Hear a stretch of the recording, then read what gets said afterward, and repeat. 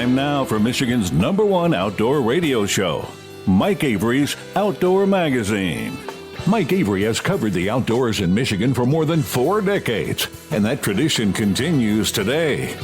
Outdoor Magazine is brought to you by Jay's Sporting Goods, the Yider Insurance Group, Angler Quest Pontoons and Polarcraft Boats, Primal Outdoors, Security Credit Union, Offshore Tackle, Garber Chevrolet, Rapid River Knife Works, and by Michigan Brand Meats. Now, here's Mike Avery. Well, thank you, Ken Hunter, for that introduction, and welcome to another edition of the Outdoor Magazine radio show right here on the Outdoor Magazine radio network on more than 30 radio stations across the great state of Michigan. Yep, it's a radio show, all right. My name is Mike Avery, also known as the Big Guy, and I am so glad to be back with you once again, sitting here in the studio for 3 hours to talk about the outdoors, the history and tradition of the outdoor lifestyle here in the great state of Michigan. Hunting and fishing and shooting and trapping, wildlife issues, conservation issues, even some wild game cooking. If you have been with me before, welcome back. I appreciate it. If you are a new listener, well, I really appreciate that. I hope you'll stick around. I hope you enjoy the conversations and that it'll become a part of your regular weekly routine. Can you believe this is the last weekend in July? Man. You know, it's a cliche. Time flies, but it does fly. And the older I get, the faster time goes by.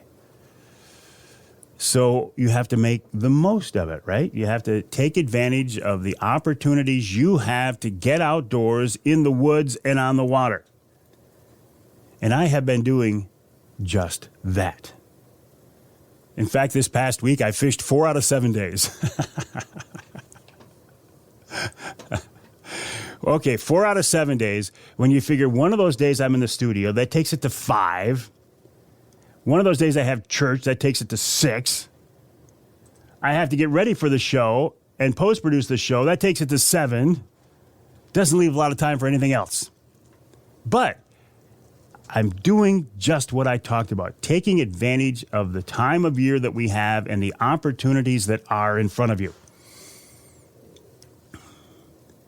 And the fishing, has been pretty good. You know, normally by this time of year, on Saginaw Bay, where I fish, and people say, you talk too much about Saginaw Bay. And I get that, right? I get that. I accept that. I embrace that. And you are absolutely right. I talk more about Saginaw Bay walleye than any other fishery in the state. And that's not a compliment. That is a criticism, and it is a valid criticism. But here's why.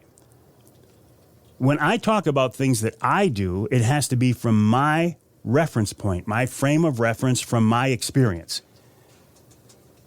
If I'd been fishing kings over on Lake Michigan, I would talk more about that. But I haven't been. Also, I line up guests on the show. Each week when I put together the rundown for the show, it is my goal to take a look at a map in my mind, a mental map of the state of Michigan, and try to be as geographically diverse as possible and topic and subject diverse as possible. That's not always easy. It's not always the case. Say the shows in early November are going to be primarily talking about deer hunting. As I look at the rundown for this week's show, it's pretty much fishing. But that's seasonally dictated. But I have been out on Saginaw Bay, including, this was a lot of fun, the second annual Angler Quest Owners Tournament out of Linwood Beach Marina last Saturday. Mother Nature actually cooperated. We had more than 200 anglers. We had 39 boats. For a second-year event, it was wonderful. He was Martin Roble and crew, won that tournament, family, if I remember right. And a lot of those guys, every time, I'm kind of the MC of the event. Not kind of, I'm the MC of the event. And when they come up the way they're fishing, I ask them where they fished. Now, some people look at me and they're telling me a blatant lie because they're telling me with a smile on their face. I get it. But most of those people headed out of Linwood Beach and they went north or northeast, up into the deeper water, maybe a little bit cooler water. My beloved Skinny Water is up to about 80 degrees now, so a lot of the fish are out of there.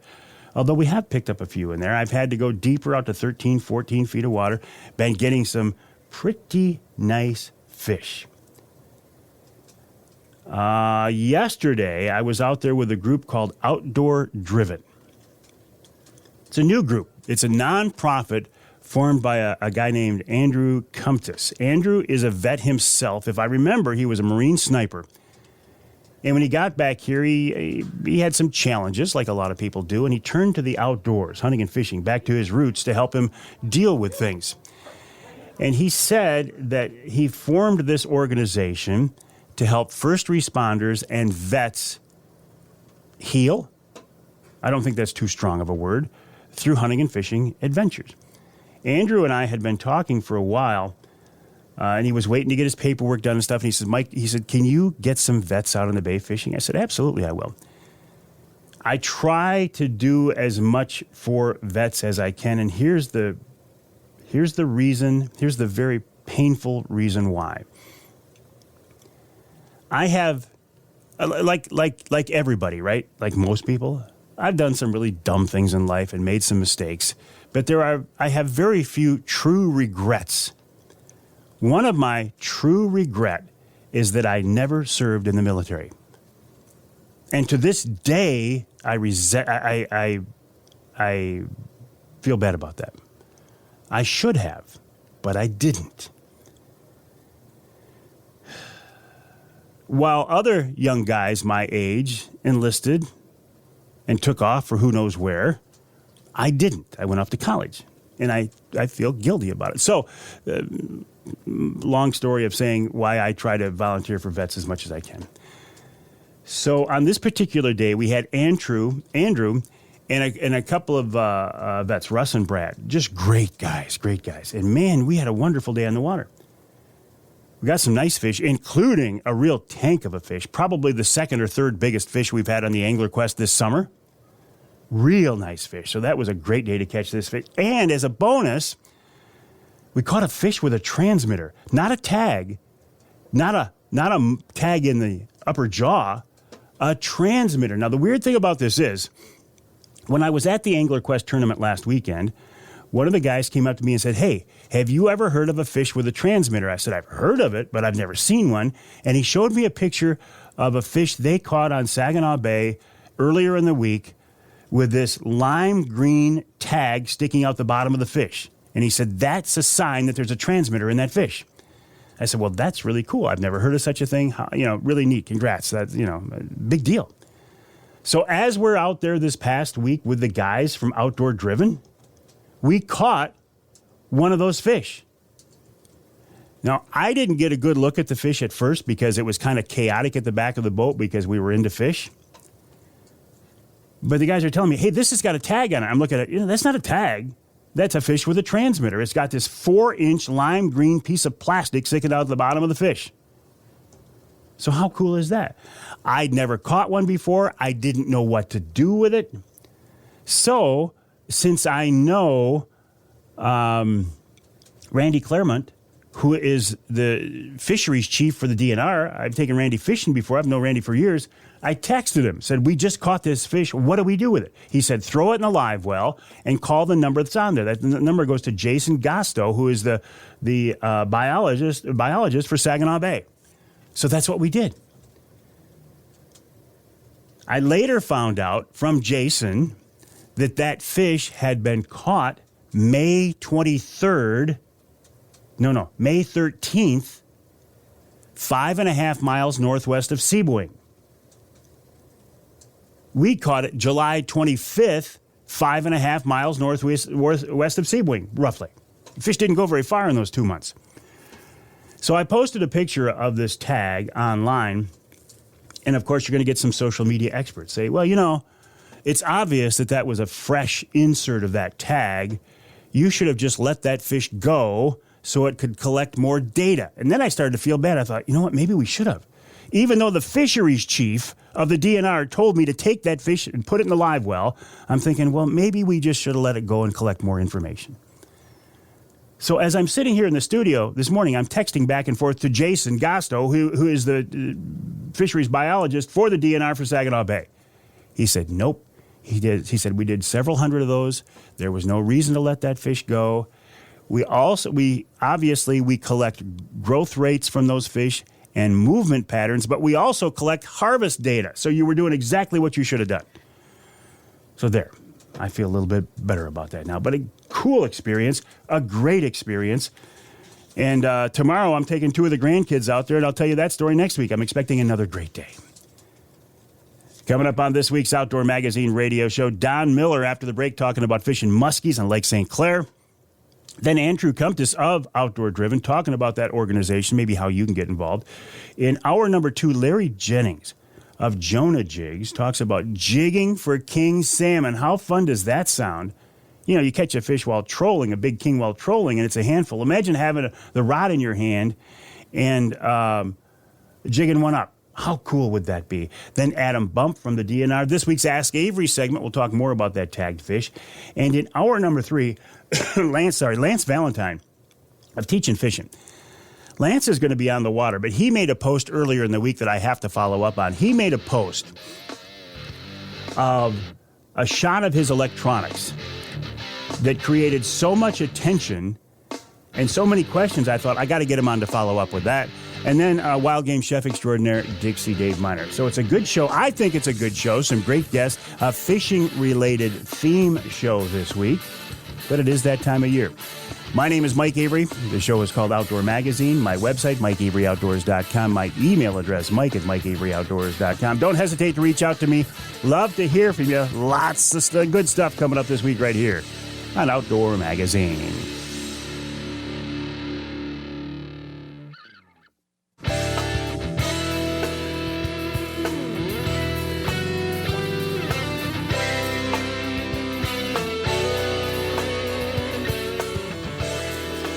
You can hear the Outdoor Magazine show. You know what, Andrew? Or you know what, Jonathan? I told you I had my affiliate list. I did forget to print it out. We will take care of that here in the next break. You can hear the Outdoor Magazine show on more than 30 stations across the great state of Michigan. Also a podcast version of the show. This segment of Outdoor Magazine is brought to you by the Linwood Beach Marina and Campground. Linwood Beach can be your year-round Saginaw Bay fishing destination and your Mid-Michigan Tracker and Angler Quest and Polar Craft headquarters. For more information, check them out online at linwoodbeachmarina.com.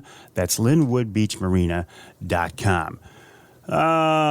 Linwood Beach, great facilities, great people. As I was said in the earlier segment, I was at Linwood Beach last weekend for the second annual Angler Quest Owners Tournament.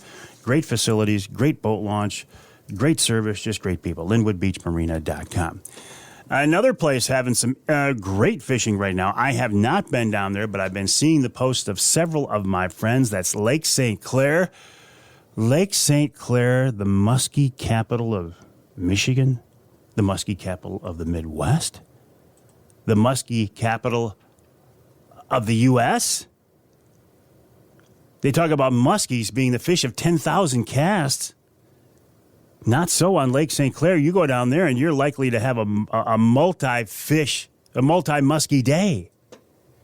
The history of muskie fishing on Lake St. Clair is very rich. It goes way back. Don Miller, a friend of mine who has spent many, many years out there chasing muskies, he learned under one of the best out there. We'll bring Don on the Outdoor Magazine phone line now to talk more about that. Don's website, millers-sportfishing.com, Miller's Motor City Muskies. Don, welcome back, buddy. How you doing? Good morning, Mike. Very good. So, how's the fishing? Lake St. Clair and the fishing has been very good. There's a lot of, we're seeing some 40-pound fish pop on the lines. There's good numbers of fish and good size. All kinds of sizes, from the small ones to the 30-inch fish up to your super sizes running 55, 56, 54 inches. Some very nice fish out there. So it didn't used to be that way. If you saw one of those once in a while, it was really considered yourself a good year if you saw one. But now it's guys are seeing 20 or 30 or 40 of those a year, you know. So well, what's changed, Don? Why is it so good? What's changed?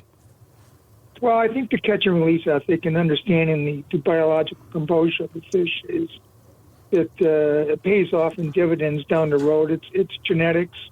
And the guys with the larger boats are putting the fish back in the lake after they catch them, and it's not so much of a catch and kill ethic anymore. It's transitioned into the catch and release, and I think that's beneficial. I think this helped make this fishery down in just east of Detroit right there probably the premier musky fishing capital of the United States. I can't see any place that would rival it. The size of the fish, the numbers of the fish. I mean, you go to Wisconsin, the UP, Minnesota, and cast for muskies and have an awful lot of fun and catch some big fish, but not the numbers you guys are on Lake St. Clair. No, even the casters are having great days now. They're seeing good numbers of fish and size too, and that didn't used to be the case. You could cast for a week to get maybe a few follows, but today the guys are going out there casting and they're seeing, 5, 6, 7, 8, 9, 10, 12 fish a day, And I think it's just paid off in dividends with the catch and release ethic and putting good things back in the lake, like I said. So, well, and St. Clair is it's the place to be. And the numbers you're talking about were not seen consistently when your mentor and one of the best-known muskie fishermen in this country, Homer LeBlanc, when he was around, it was a different world down there, wasn't it? It was, and 50 years ago, I'm here to tell you that if you would have went out and got a strike in a day, it was considered a good day, whether you boated it or not. And you kept going because you knew they were there and you wanted to hang out in an area.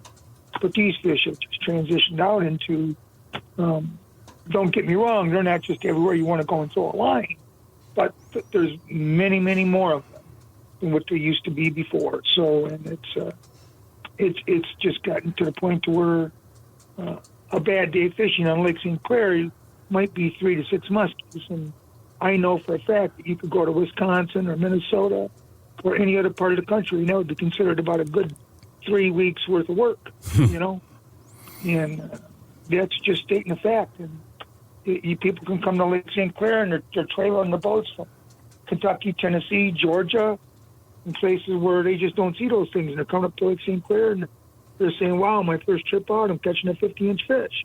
My personal best. I hit the 50-inch mark. And they couldn't do that for years in Ohio and Kentucky and places like that. Illinois. How did you make that connection with Homer years ago? It was funny. I actually met him through the Michigan Ontario Muskie Club. And I went to a meeting there, and somebody introduced me to him. And I was looking for a place to put my boat, and he said I could put it behind his house. And I thought, what a great chance here. I'm fishing as a charter behind probably the Pope of Lake St. Clair, right at his back door. And what a way to learn things and be able to hear what he's got to say. And these guys like that, they wanted to share what they knew with a lot of other people. Homer still had a following of people, and he didn't have a boat anymore. And he wanted me at his back door so he could still bring his people out on my boat, and we would go out together and do some things. It was a win-win. And it was a win-win, and I learned a lot of things. Yes. It was great. And you took me down into the basement of Homer's house. Homer was gone then. I never met Homer, but you took me down into the basement of his house, and it was like a St. Clair muskie fishing shrine. It was a museum. Yeah. It was a museum. Yeah. Everybody entered it. Homer used to go, and he used to have everybody sign a registrar book that came into his basement to see the Muskie Museum. And he had fishing artifacts from everybody that ever manufactured anything to catch a muskie. And several hundred of his own homemade lures were down there, too. And he used to go out with me on the boat and fish his side of the boat, and I would fish my side of the boat. Of course, I was using the proven methods. He was running experiments. And for him to come in and catch 1 or 2 fish off his experiments versus what I caught, he considered his venture much more of a success because he was paving the way for the future. So, and his method of prop wash trolling, he pioneered that with 5 feet of line behind the boat, probably back in the 1930s or early 40s. And today, that is done across the world, global. And he figured it out that muskies wouldn't be afraid of anything because they're at the top of the food chain. And he used to see them right off the back of the boat, so he started putting baits there, and they would hit those things.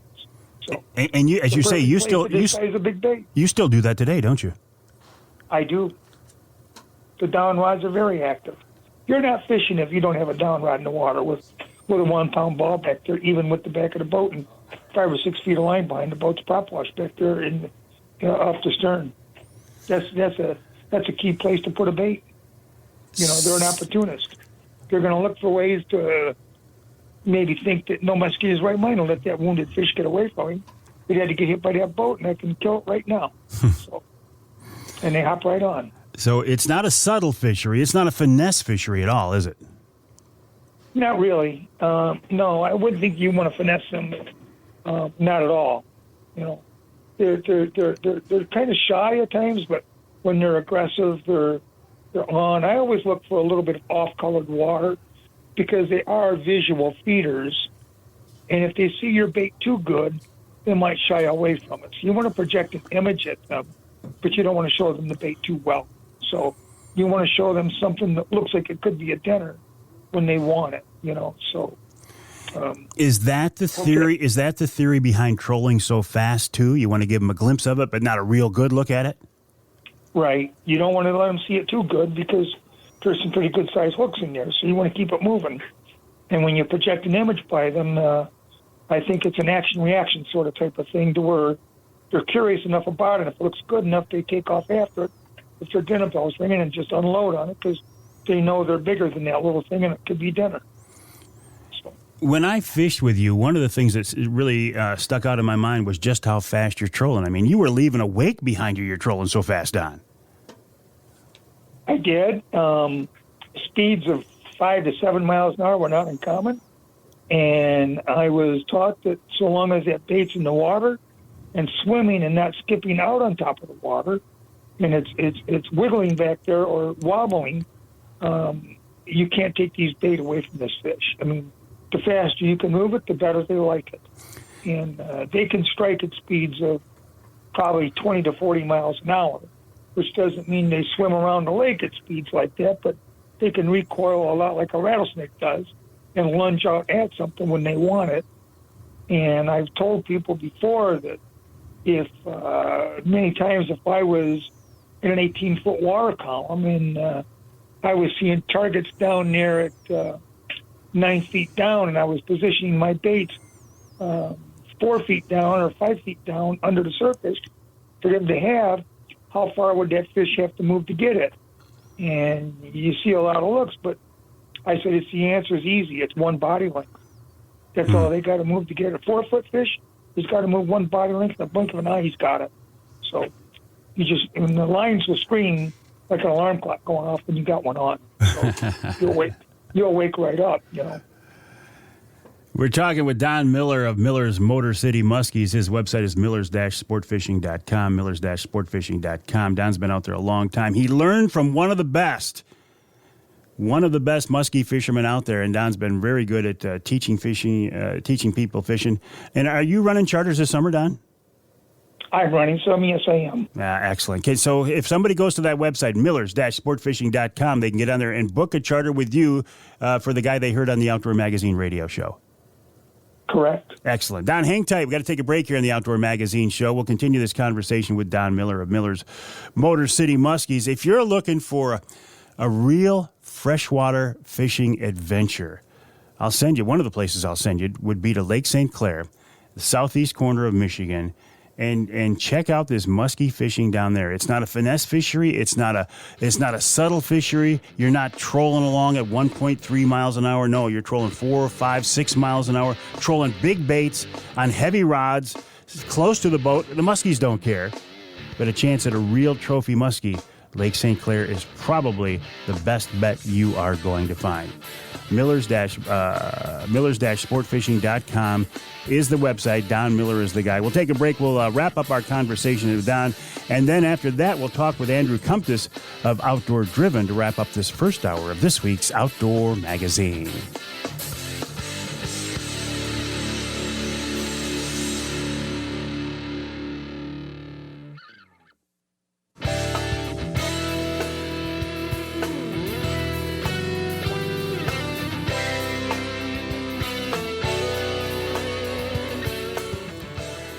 You can hear the Outdoor Magazine show in Alpena on WZTK 105.7 FM. You can hear us in Battle Creek on WBCK 95.3 FM. And you can hear us north of the bridge in Marquette, WDMJ 1320 AM. This segment of Outdoor Magazine brought to you by Boning Archery.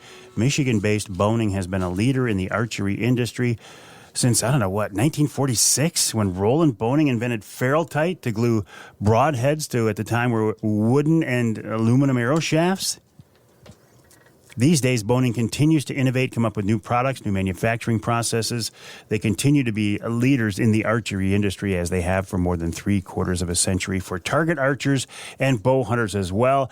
As you are getting your bow hunting rig ready for the fall hunting season, I would strongly encourage you to check out Boning products, the website boning.com, BOHNING.com. While you are online, please, my website is MikeAveryOutdoors.com, and also check out Millers-Sportfishing.com. That's the website for Miller's Motor City Muskies. Don Miller, the guy behind that operation. Don, how many years you been chasing muskies out there in Lake St. Clair now? 50.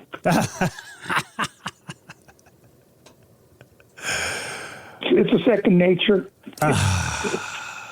Let me ask you this, because 40 professionally, 50 overall. When you were talking about Homer continuing to try to learn and experiment well into his fishing career, are there still things you learn when you're out there now? Or as you say, is it just second nature and it's just, hey, I've been doing this forever now? Well, I do a lot of it. I don't even think about it anymore. But the things that have come in that are nice in modern day fishing techniques and methods are the use of the planer boards out there, which allows you to get your lines further away from the boat. It's a poor man's outrigger is what I call it. But the double ski boards going through Lake St. Clair up the boom, or the mast of the boat, or the bridges of the boats today, you can put out 2 or 3 lines on each side and cover a much broader area than what we used to when we first started with the fish like to rumble off the boat's motor, so it draws them in. And what clued in was we would run walleye trips, and we were constantly catching a muskie on a walleye bait way away from the boat, because walleyes don't like being around the boat that much. And we were picking up muskies over there 80 feet away from the boat. So we figured if we could get the bigger clips to tow the bigger baits over there and run our rods, we could put the lines over there too for muskies and mean it on purpose. And we started catching muskies further away. The use of I think the fluorocarbon leaders today have some bearing on improving the strikes. I used to use a lot of I've caught thousands of fish on the 100-pound test big game leader material, anywhere from 4 to 6 feet long on my lines. But the use of the fluorocarbon, I would say, has increased the strikes probably by about 10 or 15%. So I would credit those things right there for helping out tremendously. And even if you don't have a bigger boat and you can't get out there, the guys casting, they're using Medusas now. They're going out casting, and they're hitting some very nice fish. You know, I'm not a caster, but credit to those guys. It didn't used to be that way. I mean, you could have casted for the whole summer for 2 or 3 strikes, you know? Yeah. And you were lucky if you got it. But today, like I said, the guys are going out there and they're getting into the things, and it's good for them. So you said you've got double skis out both sides. You're running 3 lines on those. What's the setup on those lines? Are you running, how are you getting the baits down? Or does the bait dive on its own, Don? Well, I'm using an inline sinker, anywhere from probably a 2-ounce to a 6-ounce inline sinker out on the boards. And I would set my first line out closest to the board. I would run it off the back of the boat, probably 40 feet back, and then I would clip the line to the tow line on the boat and slide it out next to the board with a 4-ounce or 6-ounce sinker. The next one I would run, which projector, if you can visualize where the board is at on the water, each time you come up another 10 or 15 feet away from that outside line, you're also elevating your bait up in the water. So I would run the next line probably with a 5-ounce sinker and back 35 feet. And then the next line over inside, I would do something like 30 feet in a 3-ounce sinker, which allows me to fish in the upper part of the water column closer to the boat. And then I might go and like run the down rod with a 1-pound ball off the back of the boat, 5 or 6 feet in the back. And then I would take a 10-foot long Dipsy rod and I would put something like a 3-ounce sinker on it and 20 feet in back of the boat. And on the other rod, versus this equal opposite side of the boat, I still would run a 1-pound ball. And what I would do is put it back there 5 or 6 feet, and then off the other 10-foot rod, instead of a 3-ounce sinker, I might stack up with a 2-ounce sinker. So you're covering your broad range of area. But what guys don't think about when they go is that they'll stack the deck around the boat with a lot of all the same color. And what I like to do is I'll run same equal opposites, but what I'll do is where I got the 6-ounce sinker furthest back and closest to the board, I would run one dark-colored bait. And on the other side of the boat, I would run, on the same setting, one lighter-colored bait. You got it dialed in, Don. You got it dialed in. There's no doubt about that. No, I say you got it dialed in, Don. There's no doubt about that. I got to let you go because I'm... Dark light. I got to let you go, Don. Always a pleasure. I'm out of time. I would encourage people to go to the website, millers-sportfishing.com, millers-sportfishing.com, to book a trip with Don Miller of Miller's Motor City Muskies on Lake St. Clair, the muskie capital. I'm going to say North America. We'll take a break. When we come back, wrap up this opening hour with the guys from Outdoor Driven right here on Outdoor Magazine.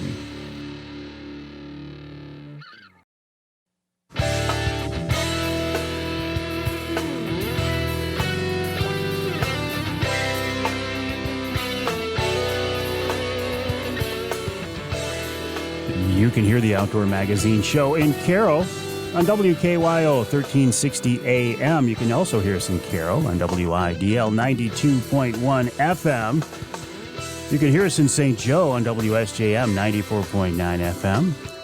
And you can hear us north of the bridge in the Sioux on ESPN, on News Talk 1400 WKNW. I was telling you earlier on about a fishing adventure I had with a group of vets. Now, I told you I have much respect for our vets, and I like to get involved in projects like this whenever I can. This particular one is with a new group called Outdoor Driven, and the guy behind it is Andrew Comtois, and he's with us now on the Outdoor Magazine phone line. Andrew, welcome to the show. How are you? Doing well, Mike. Can you hear me good? A little bit of a Bluetooth echo in there, but I can hear you all right. Andrew, listen, congrats on what you're doing with Outdoor Driven. Tell us a little bit about your background. You're a vet. I mean, you were there, right? I was, Mike. Sorry, I actually just took it off of there. That's Bluetooth better. Thank you. So I can hear better. Can repeat your question again? Yeah, you're a vet. Tell me a little bit about your background. Yes, sir. So I served in the United States Marine Corps for 13 years. I was in from 2005 until 2019 before I was honorably discharged. During my time in, I was deployed a total of 7 times. I did 3 tours in Iraq, 2 tours in Afghanistan, and I did 2 tours on Navy ships. Well, thank you for your service, first of all. But let's talk about Outdoor Driven then. What's the reason for this group you put together, Andrew? Well, like most veterans that have experienced some type of trauma during their careers, whether it was combat related or not, a lot of us do struggle with mental illness, and I being one of them, I had, was diagnosed with PTSD once I, was out of the military. While I was in, I was able to keep it in control because I still had what I called my shield, and that's what kind of helped protect me while I was still in. And once I got out, I lost that shield, and my life, I hit rock bottom. I mean, 13 years, some people why don't you make a full career out of it? I had full intentions of, but the Marine Corps went in a different direction than where I was going, and I ended up getting out. And when I did, like I said, I hit rock bottom, and what ended up turning me around and potentially saving my life was the outdoors. I tell this to a lot of people. I was out deer hunting, and it was the first time I went deer hunting in probably 10 years. And I was sitting in that tree stand. I had a doe come walking right in front of me. And, I mean, I could have shot her numerous times, but just watching her, and all of a sudden I realized that I truly felt at peace for the first time in many, many years. And that's when I realized the road I was going down, so I needed to turn my life around. I was very fortunate later on to be working with a different nonprofit helping veterans, and the issue I ran into was I was helping veterans that weren't within our community. So I talked with a couple other of my friends, and they said, why don't you start your own nonprofit? And I started kind of laughing because, I have a full-time job. I have a 2-year-old daughter that's a handful, family life, personal stuff going on. I'm like, I don't have any time for that. Well, insert outdoor driven. And last month we got our 501c3, and we are hitting the ground running, hard and fast right now. So the purpose is to get first responders and vets out on these outdoor hunting and fishing adventures. How can people help? How can people get involved? If somebody wants to, take you up on your offer to get outdoors, what's the first step, Andrew? Well, the biggest thing that I like people to realize is, yes, we're trying to help out, veterans and first responders that are battling, PTSD, but at the same time, we also still want to give back to all the veterans and first responders that are serving our community. So anyone can apply for our trips. We right now are in the process of trying to get a program running where we can actually post a link on our Facebook page and website that veterans and first responders can actually apply for these trips. These first couple trips that we just did one with you yesterday, which thank you again for that. I'm sure we'll talk about that here in a little bit. But these couple trips we're doing, these were individuals that people reached out to us and said, if we could try to get them out on a trip. And I have a sturgeon fishing trip coming up next month, and we're taking out 2 different Gold Star families. And for those that don't know what Gold Star families are, they are family members that had a service member that was, killed, whether it was overseas or back stateside due to other issues. Right now, we're trying to build a portfolio where we need land for take these individuals out on hunting trips, whether it's deer hunting, turkey hunting, predator hunting, individuals with boats that want to take these heroes out fishing. I mean, Michigan is an abundance of resources for steelhead, salmon, trout fishing. So you don't even have to have a boat. If you have, a stream that you go to that you trout fish in, you want to take one person with you, that's a huge set. But another big thing that we are always going to be battling with is funding. Andrew, listen. You and I could talk about this for an hour. I don't have time right now to do that. Let me just say it was an honor and a privilege and a blessing to fish with you and the guys. I would encourage people to go to the website outdoordriven.org to learn more, outdoordriven.org. If you want to get in on one of these trips or if you want to help out the organization, outdoordriven.org. We'll take a break for hour 2 of Outdoor Magazine.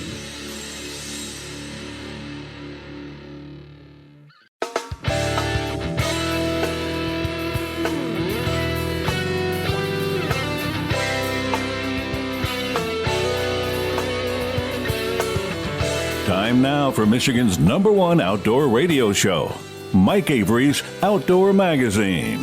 Mike Avery has covered the outdoors in Michigan for more than 4 decades, and that tradition continues today. Outdoor Magazine is brought to you by Jay's Sporting Goods, the Yider Insurance Group, Angler Quest Pontoons and Polarcraft Boats, Primal Outdoors, Security Credit Union, Offshore Tackle, Garber Chevrolet, Rapid River Knife Works, and by Michigan Brand Meats. Now, here's Mike Avery.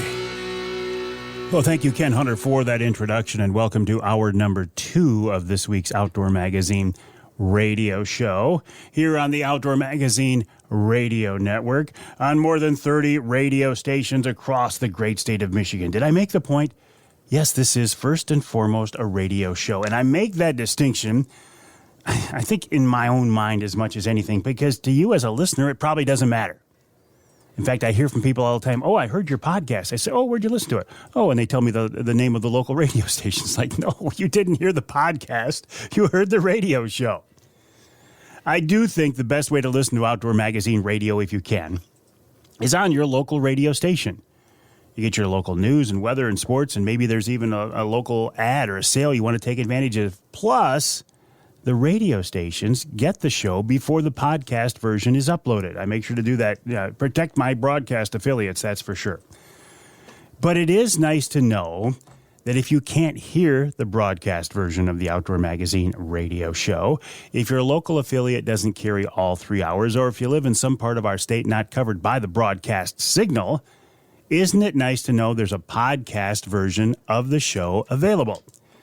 You can hear that podcast on my website, MikeAveryOutdoors.com. You can hear it on my Facebook page. It's on Amazon Music, Audible, Twitter, LinkedIn, Apple Music, Google Play, iHeartRadio, SoundCloud, Spotify, TuneIn, Stitcher, Player, FM, Deezer, Odyssey, and even YouTube. Yes, I put the radio show on YouTube every week, and people watch/listen for it. So I appreciate that. I do like podcasting, though. I don't mean to talk down about podcasting at all. Podcasting is a wonderful form of entertainment and communication and information and education these days. In fact, I do podcasts for 4 of my broadcasting partners: Offshore Tackle, Angler Quest Boats, Polar Craft Boats, and Primal Outdoors. And we are recording a Primal podcast today when we're done with the radio show that I shall have uploaded by the weekend by the time you hear the show. So keep an eye out for that as well. Regardless of how you are hearing my voice, when you are hearing my voice, where you are hearing my voice, thank you. I really, really do appreciate it. I've been doing this a long time. I have no plans to retire. You know, my plans are to continue on for several more years. Now, God's plans may be different. And, of course, that plan will supersede the Avery plan. But I plan to be around for a while, and I do appreciate your support. I do a lot of fishing this time of year.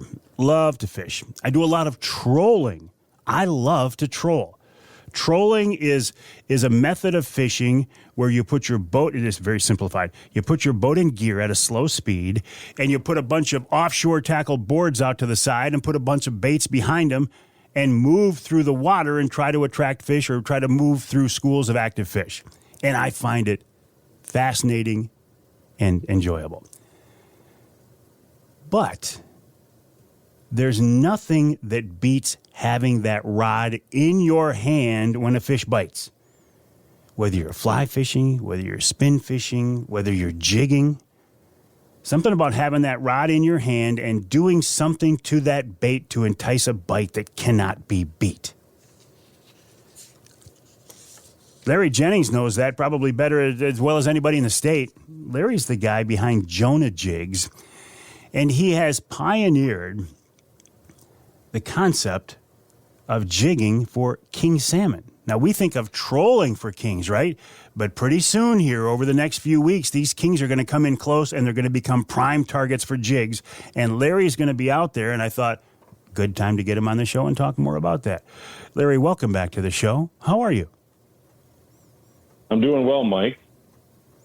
And how well, it's always a pleasure to have you on with us, because I know you've done some interesting things, and you've taken this concept of jigging for kings and other species to kind of a different level. Tell me where you're at these days, Larry. What are you up to? Well, we we're always tinkering and messing around with different stuff. We live in this great state of Michigan where we have a lot of opportunities, and people look at my garage and look at all the rods, and they're like, holy smokes, I said, well, we live in Michigan. There's a lot of things to do around here.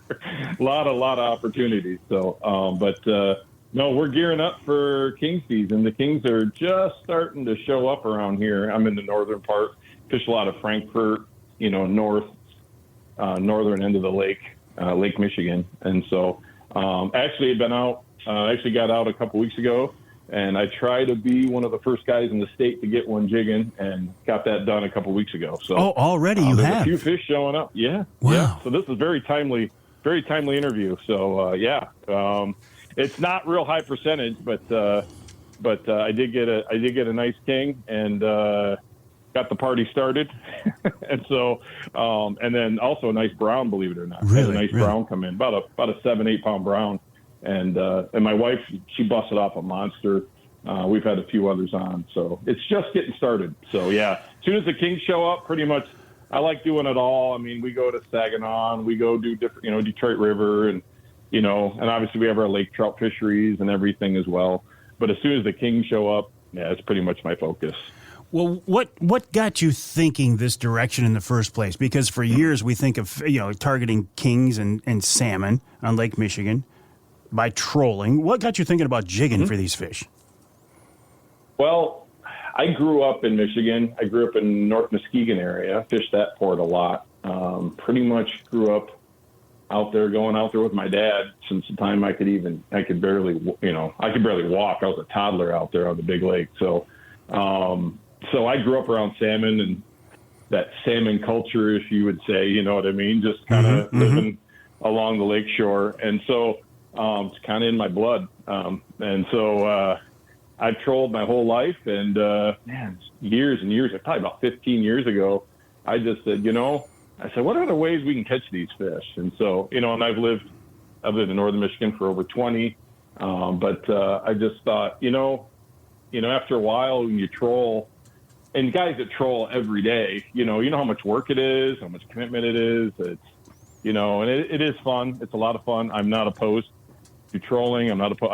I like to do it all. So, some people see me troll and they're just scandalized. They're like, oh, the jig guy's troll. I'm like, no, I just like catching fish. So, you know what I mean? Oh, guys lose their mind when they see me trolling sometimes. It's very rare, but yeah, it's really funny. So yeah, it's almost like I'm not allowed to troll anymore, but so it's not a this or that, it's, I like to do it all. So, and I think a lot of fishermen get to a point in their life where you've just caught so many fish. You're going, what other ways can we catch these things? Yeah. And what are some things we can do? And who cares if it's high percentage or not? It's like, I've caught enough fish. I've caught big fish. I've done all that.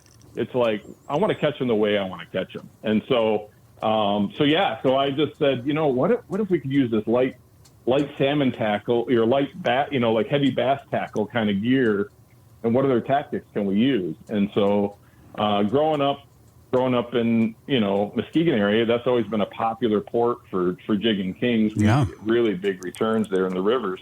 And so, you'd see these guys out there, anchored up. This is way before spot lock or any of that. Basically all we had were Swedish pimples, which worked, it was little Cleos and Swedish pimples. And so we just kind of, I don't know, I started playing around with it, really dialing it in, and just, you got to put the time in. Anytime you learn a new technique, you got to just put your time in and willing to pay the price, and so that was years ago. I still remember the first one I jigged out of Muskegon. I mean, that was like life changing. And I've trolled, like I said, thousands of salmon in my life. I mean, grew up doing it, but I remember that first one I got on it was a heavy bass rod I was using, and oh my goodness, that was life changing. And I went, all right, this is the way I want to do this. And so, so just really started dialing it in. I couldn't get what I wanted. There was a lot of like foreign made stuff, and cheaper, spoons and stuff made. And I said, I've been a fly tyer my whole life and made my own tackle. And I said, what if I took the elements of all these jigs, and different jigs I could buy commercially. I said, what if I could take these different elements, took all my trolling knowledge and kind of mix that together? And that's where Jonah Jigs started. I took all my trolling knowledge of salmon, mixed it with, just observation and paying attention to what the fish really liked and actions and all that, and colors, which everyone knows that salmon can get extremely picky on colors. Trout and salmon can be probably more than just about any other species, can get real dialed in on color.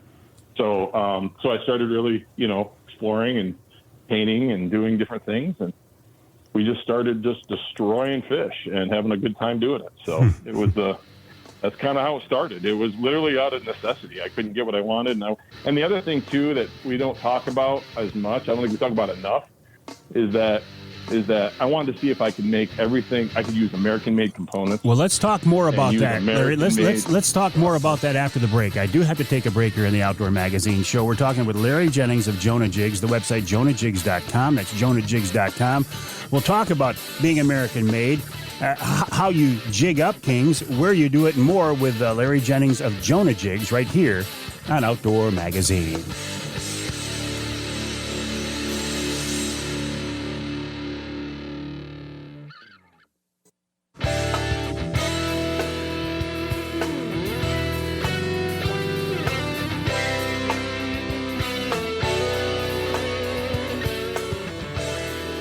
You can hear the Outdoor Magazine Show in Sheboygan on Big Country Gold, WCBY, 1240 AM, 100.7 FM. You can hear us in Flint on Sports Extra 1330 WTRX and north of the bridge in Manistee on WTIQ, 1490 AM, 95.3 FM. This segment of Outdoor Magazine, speaking of north of the bridge, is brought to you by Rapid River Knives. I have a Rapid River knife in my pocket right now. You know I always do.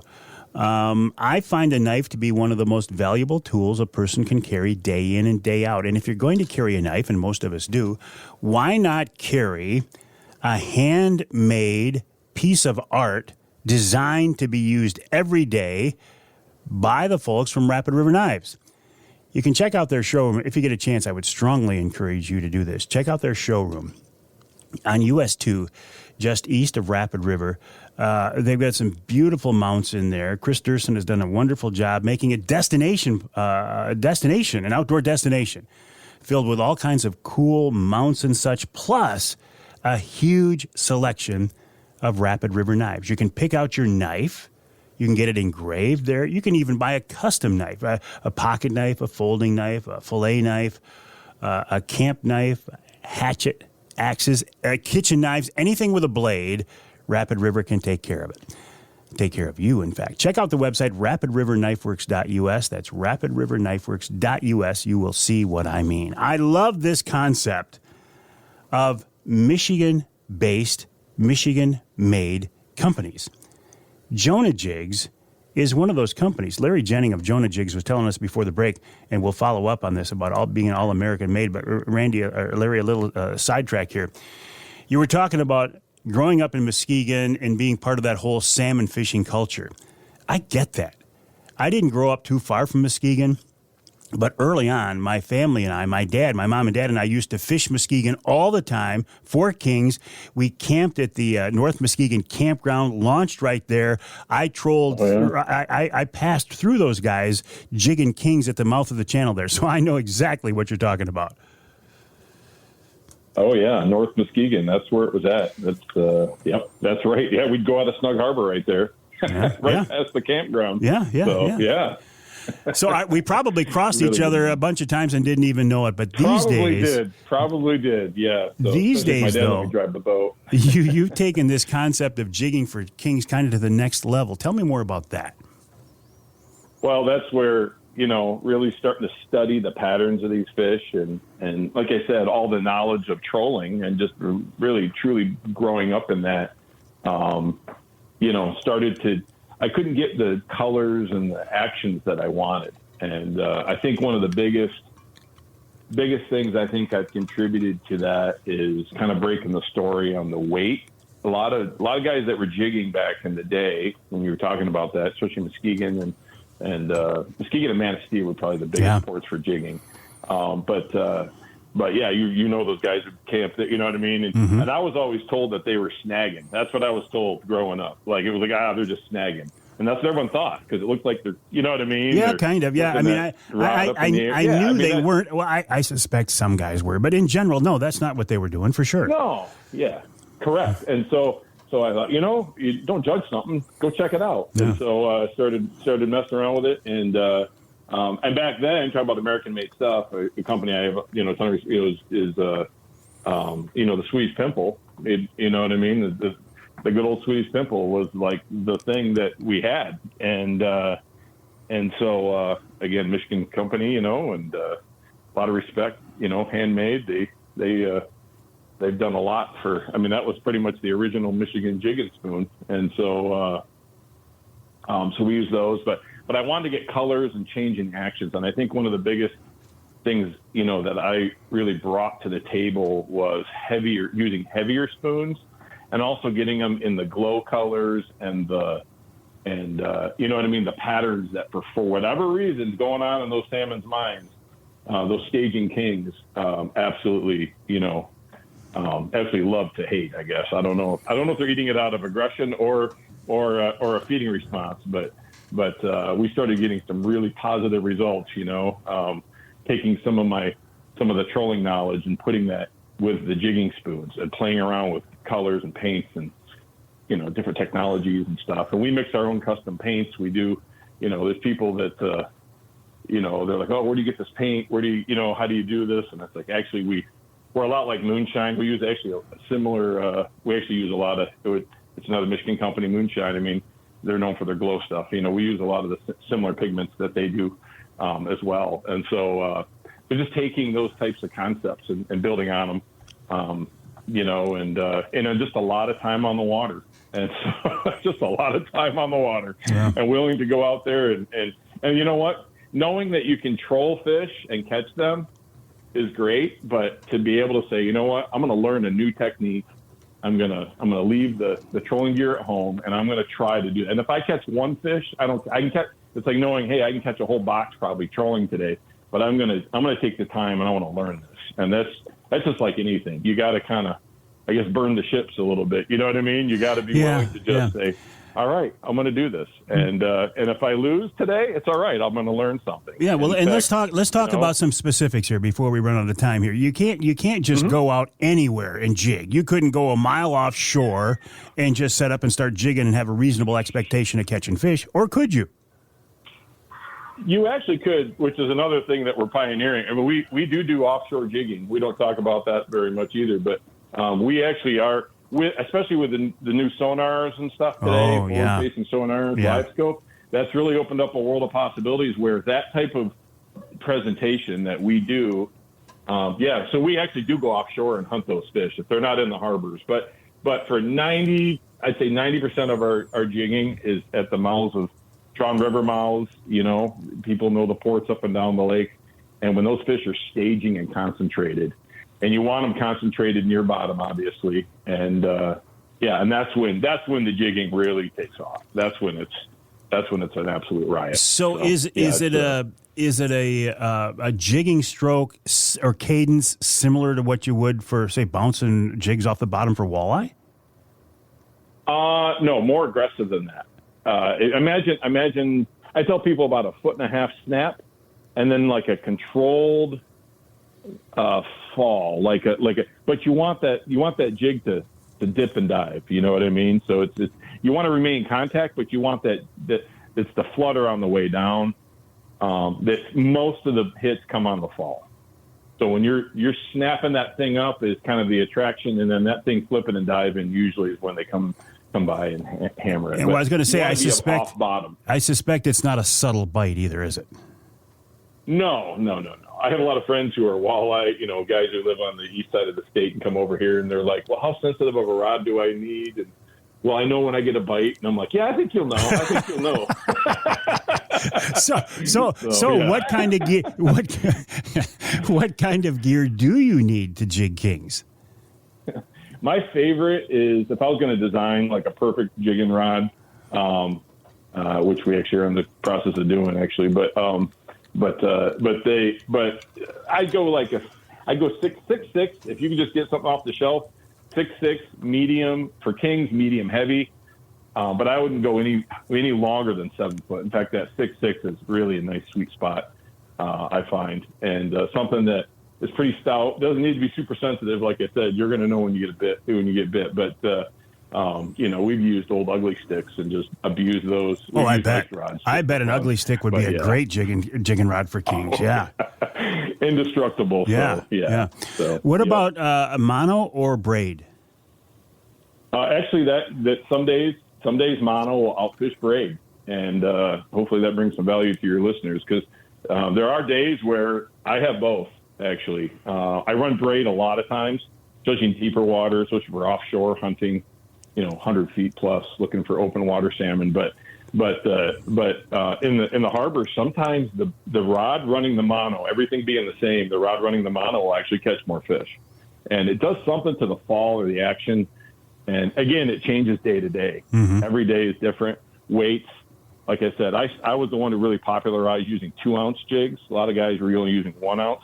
So the 2-ounce jig, some days a 3-ounce jig will outfish a 2-ounce jig.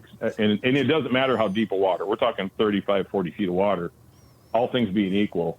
And it's that fall rate. So the mono some days will adjust that fall rate just enough that it gives those fish what they're looking for that day and their mood. So, so play around. I actually have both. I actually run both. If I'm jigging in a harbor, I have both available, because some days one will outfish the other, believe it or not.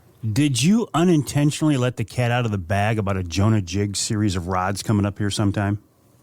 Yeah, we're playing around with it. So yeah, I might have accidentally. And of course, we're working on it. And of course, I had to circle back around and bring it to people's attention, right? Yeah, that's kind of what I do, No, we're looking. Yeah, so we've got some. Actually, we got one prototype that's been really sweet. So nice. Pretty excited about it. So let me know when that happens, and we'll make sure to let our friends who are listening know about that as well. Definitely. So in a couple of minutes we got left here, if somebody wanted to say, okay, this sounds really fun, I want to try it, where would you send them here in the next few weeks? Where are they going to have the best odds of hooking up with a fish, a king on a jig? Next few weeks, I would focus on the lake. By the way, my forecast this year, you'd ask, my forecast is it's going to be an excellent year for jigging kings. Why do you say that? There's a lot of fish in the lake this year. Okay. There's a lot of fish in the lake this year. And I actually trolled this spring with some, I was downstate trolling. It was just absolute blitzes. I mean, just blitzes of salmon. So there's a lot of kings out there, a lot of good numbers. So, but I would focus on Frankfurt down to Ludington. I would say Ludington is probably the Super Bowl of the salmon return. I mean, you got to look at the rivers with the most natural reproduction. And so the Pere Marquette is, one of our best rivers in the state for reproduction. And so, you just got to look at the rivers that are going to have the most returns, and then watch your weather. But honestly, from today till, this is the end of July till September, through September, any time to go is give it a chance. Anytime you can get a chance, anytime you can get a chance, get out there and take advantage of it. Larry, always a pleasure. I enjoy our conversations. Good luck with your fishing. Good luck with your new projects. I'll send people to the website, jonahjigs.com. That's JONAH. jonahjigs.com. That's jonahjigs.com. We'll take a break here in the Outdoor Magazine Show. When we come back, we'll check in with Adam Bump from the DNR. And then this week's Ask Avery segment, kind of a follow-up to the fish I caught on Saginaw Bay earlier in the week, or my crew did on Saginaw Bay earlier in the week, with a transmitter in it. What's that all about, and should we have let that fish go? All that coming up in hour 2 of this week's Outdoor Magazine.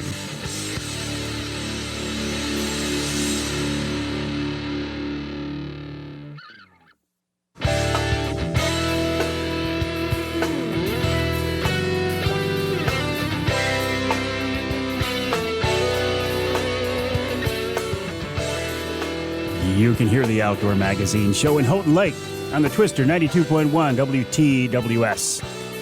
You can hear us in Lansing on WILS 1320 AM. And you can hear us north of the bridge.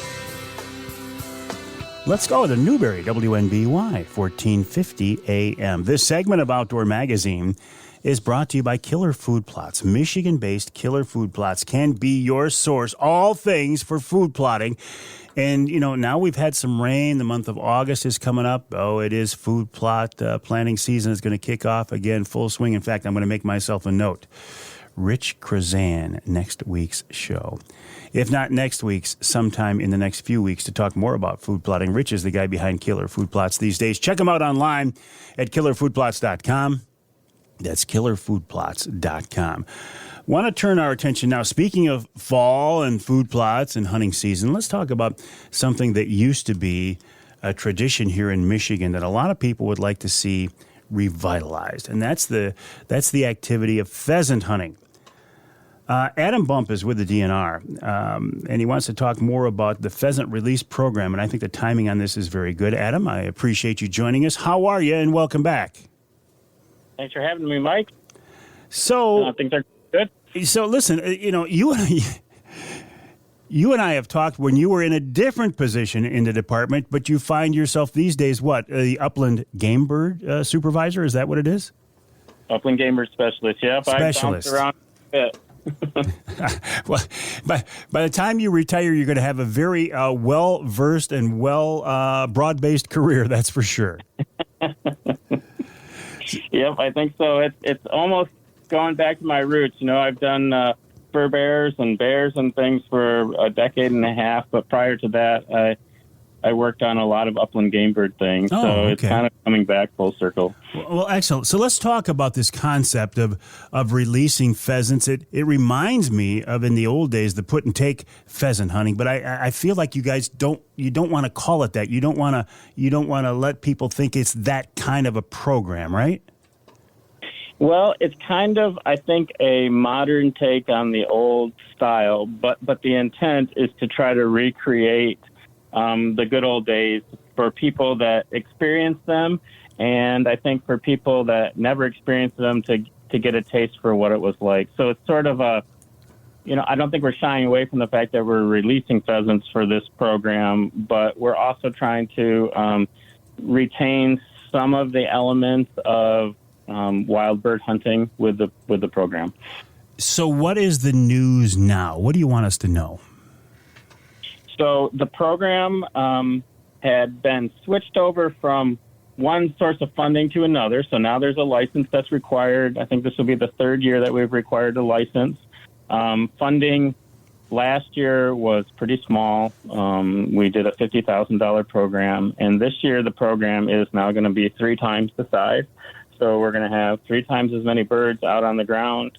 We added 3 new sites, so we're up to 13 game areas that will have releases. Most of those release areas are going to have releases 2 times a week. And we're also going back to doing releases in December in the 10 areas that are in the December hunting area. So considerable expansion to the program, much more opportunity. And we just wanted to make sure people were aware of that and that the news was getting out that the program was going to be much larger than what the people who participated would have seen last year. Oh, that's actually great news. And I think I didn't have a full understanding of this because you're talking about releasing birds twice a week. Adam, I thought that this was a one-time deal. You guys went out to a game area, let birds go once, and then walked away from it for the season. You were done, but it sounds like that's not the case. No, we're doing regular releases. Part of the idea of the sort of let's try to make it a little bit like wild bird hunting is we don't announce the number of birds, we don't announce the specific locations on those game areas, and we don't tell anyone which days of the week it is. So it's like a learning experience where you kind of have to learn the area, figure out where things are happening.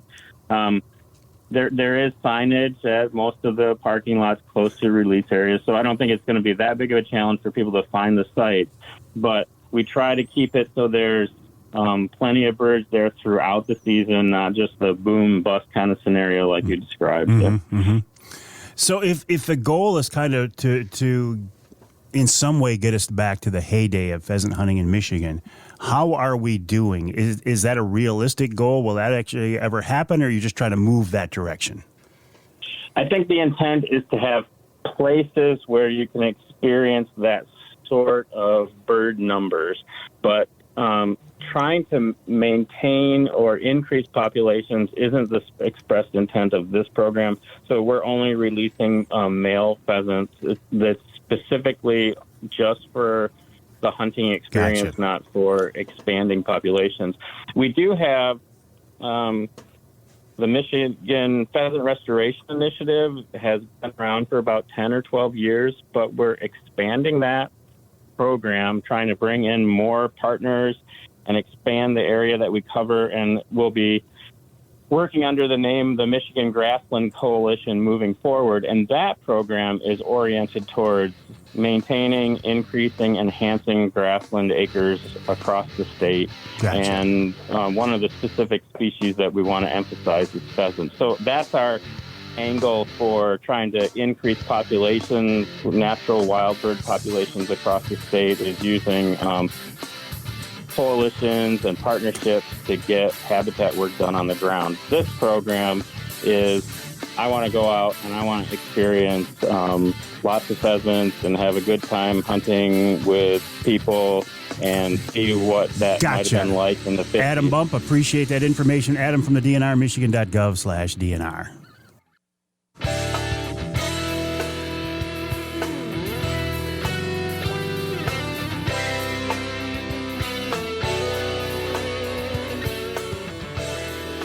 You can hear the Outdoor Magazine show and port here on WPHM 1380 AM. You can hear us on the other side of the state.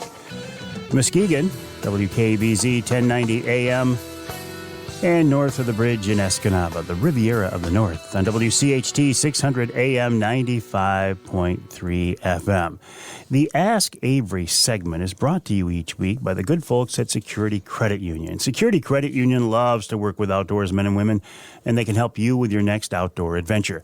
Check them out online at securitycu.org. That's securitycu.org.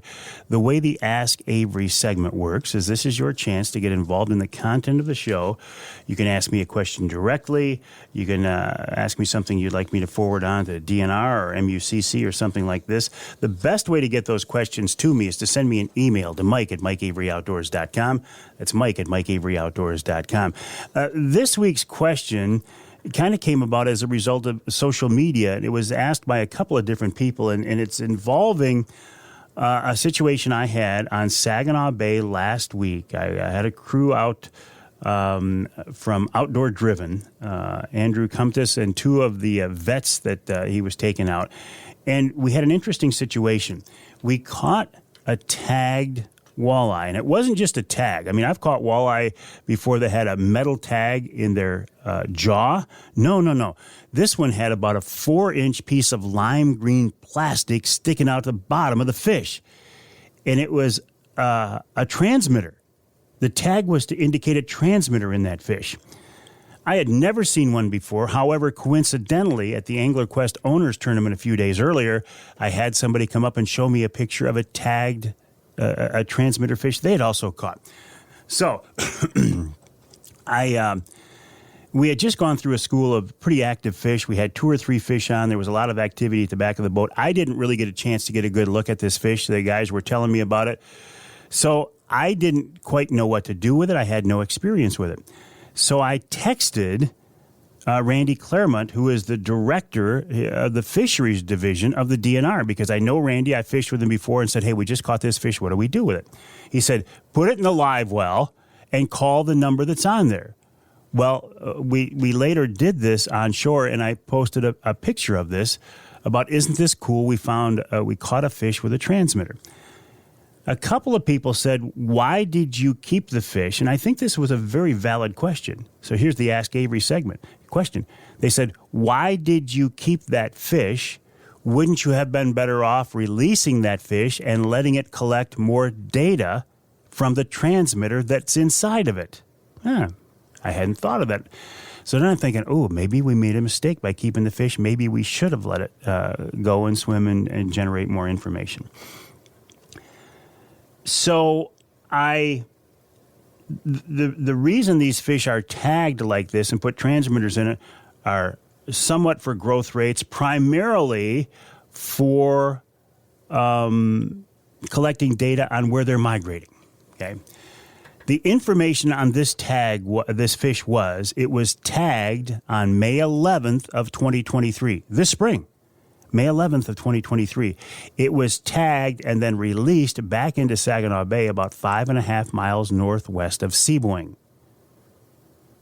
We caught the fish on July 25th, 5.5 miles roughly northwest of Seaboing. So they didn't get a lot of information on this fish, and I'm thinking, maybe I did make a mistake. So I followed up with Jason Gosto, who is the DNR fisheries biologist for Saginaw Bay. I said,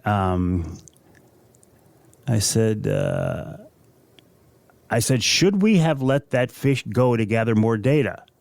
It looked like the stitches in the fish's belly were pretty fresh. So did we screw up? Should we let it go? He said, no, Mike. He said, there is no need to release those fish. We tagged and implanted several hundred transmitters. The primary objective is indeed movement data, but the harvest info also helps us. The harvested fish also helps us investigate harvest rates as well. Whew. Okay. So we didn't screw up by keeping that fish. If you do catch a tagged fish or a fish with a transmitter on it, the DNR does want you to take that fish. They want you to keep that fish, and they want you to pass the information back to the DNR. I've caught tagged fish before that were worth $100. In fact, we got one time with 4 of my grandkids with me. They each got $25 for it. How cool was that? This particular fish with a transmitter in it is also worth $100. That's how much the DNR wants you to harvest these fish and give the information back to them. They are providing a $100 incentive to get you to do that. In this case, since we were fishing with vets from Outdoor Driven, there were 4 of us on the boat. We said we are going to donate that $100 back to Outdoor Driven. So it all worked out well. It was great. It was an interesting situation. First time I've ever caught a fish with a transmitter in it. Caught a lot of fish, never caught one with a transmitter. And to have it be with the vets, to document it, to post it online, to raise questions about was that the right thing to do, and then find out the right answer from the biologist in the DNR. Picture perfect. All good. Very cool. Again, thank you to our friends at Security Credit Union for making each week's Ask Avery segment possible. If you have a question, send me an email to Mike at MikeAveryOutdoors.com, Mike at MikeAveryOutdoors.com, or maybe it'll be a question generated from something posted on social media like this one. In fact, our guest next hour, Lance Valentine, I have him on to talk about fishing electronics as a result of a post that he put online, and it got a lot of attention. We'll address that and more in Hour 3 of this week's Outdoor Magazine.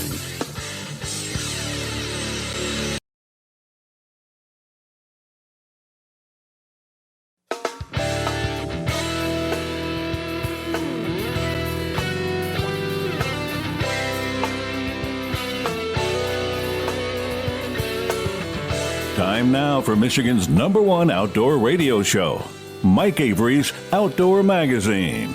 Mike Avery has covered the outdoors in Michigan for more than 4 decades, and that tradition continues today. Outdoor Magazine is brought to you by Jay's Sporting Goods, the Eider Insurance Group, Angler Quest Pontoons and Polar Craft Boats, Primal Outdoors, Security Credit Union, Offshore Tackle, Garber Chevrolet, Rapid River Knife Works, and by Michigan Brand Meats. Now, here's Mike Avery.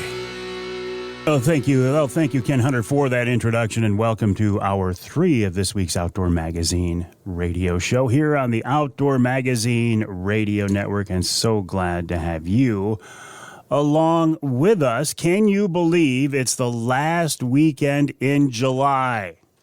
How did that happen? As we're sitting here in the studio right now, the weather forecast looks like it's going to be hot for the next few days. But that's all right? It's that time of year. Time to get out and take advantage of this last, basically month of summertime, or even several weeks now, right? Before the kids go back to school, the grandkids go back to school, and things start to change a little bit. But there's a lot of nice summertime weather to take advantage of. And I have been doing just that. I've been fishing as much as possible. Been out in Saginaw Bay on the Angler Quest chasing walleye. I love to troll for walleye. I love to. And I've been doing it a long time. I was thinking this the other day. I've been fishing Saginaw Bay walleye out there for like 40 years now. You'd think at this point I'd be better at it, but I'm really not. I struggle a lot of days. And the good thing about being an old guy, though, is when you do have questions or you're looking for information, I know where to go, right? I got friends. I got friends in high places. I got friends to help me find fish. I got friends to help me figure out what I'm looking at on my electronics. When it comes to electronics, Lance Valentine is the man. He posted a picture on his social media feeds here the other day. It may have even been last week at this point. And he put a screenshot of his screen of his Lowrance up there. And there was a lot going on. I mean, and the comments he got on this were very, very interesting. And I thought, if Lance can generate that kind of interest on a social media feed about his electronics, maybe it's time to get him back on the radio show and talk about electronics. Well, he graciously agreed, even though right now as we are recording the show, he is on Saginaw Bay on a charter, but we're going to try to make it work. And Lance, I appreciate your time. How are you? I'm doing well. I'm actually watching my crew reeling a fish right now, so we're gonna see how good I trained them. So. How is the fishing out there on the bay right now, Lance? It's actually okay. So hang on, Yep. Go ahead. We're having a lesson getting the snapper release off. So the black one goes straight up.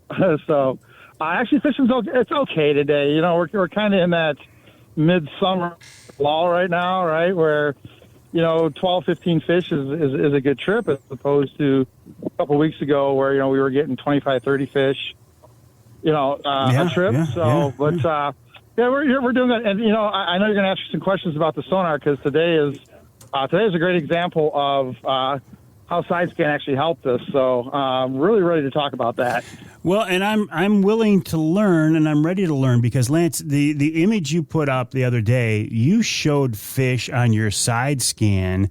I've been playing with my side scan, and I've been working on it, and I've been trying to learn, buddy, but I've never had fish look like on my side scan look like the fish that you showed the picture of. Yeah, that was a pretty amazing. We had a nice school of walleye off to the right side of the boat. I think 2 or 3 fish in a little pot on the left side of the boat, and if someone asked me the other day about the length of the mark, and if everybody looks at the picture, the marks are fairly long. And, that tells you those fish are staying in the cone because that cone on that side scan is only about 1.5 degrees, so it's a very narrow cone. So when you get marks that are that long, that means those fish are they're moving through the water column, they're swimming.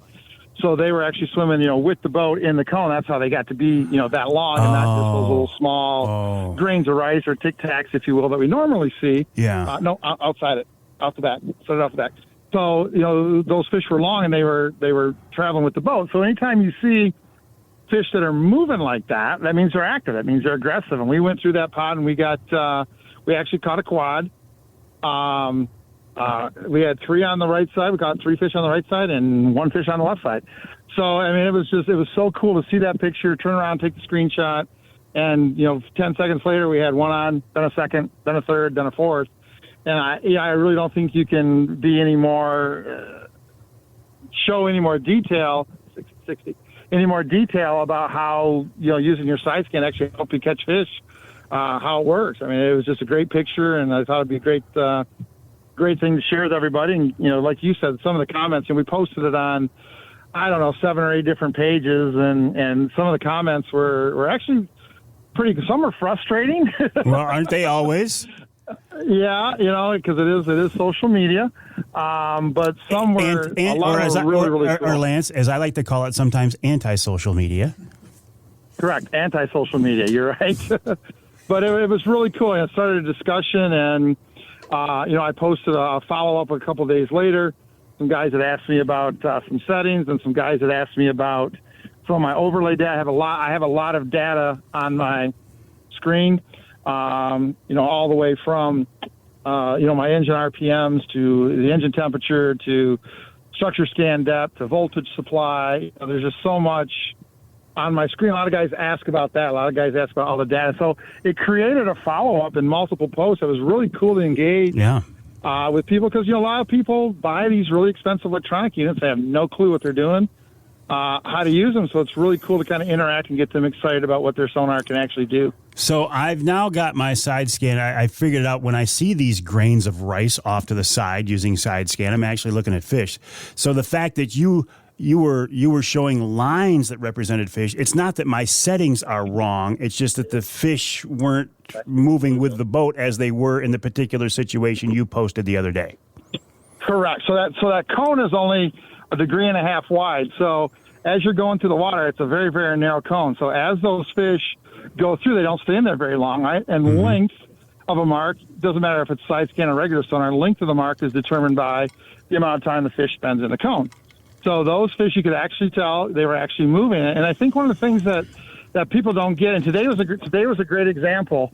This morning was a great example. You know, we had fish on our side scan, and I was showing the guys the side scan. They were right on the bottom. There was no shadow behind them, right? Which means they're right on the bottom. As they suspend, as they come off the bottom, now you've got that, you know, basically like putting a tree on the earth, right? The sun shines and there's a shadow behind it. So as these fish come off the bottom, there's a shadow behind them. So what happened this morning is we were looking at fish and there was no shadow. These fish were right dead on the bottom. We caught nothing. All of a sudden they started to move up. You could see the shadow. I showed the guys, and it wasn't 2 minutes later we were starting to catch fish. So not only does sonar show you fish, show you that they're there, show you how deep they are, but if you understand what it's showing you and how it works, you can actually determine the level of activity of the fish and if they're worth fishing for, or if you need to move, or do you need to change your presentation from an active to a inactive presentation, depending on how the fish are actually acting. So should I, and again, I'm really enjoying starting to learn side scan, but my up and down part of my graph is just standard sonar. Should I use downscan instead of traditional sonar? So traditional sonar opposed to downscan. So I know you had Dougie Ward on the AnglerQuest podcast a while ago, and he talked about how he uses the downscan in the weeds, and that's a pretty cool little segment there. But regular sonar works in a circle. We talked about that.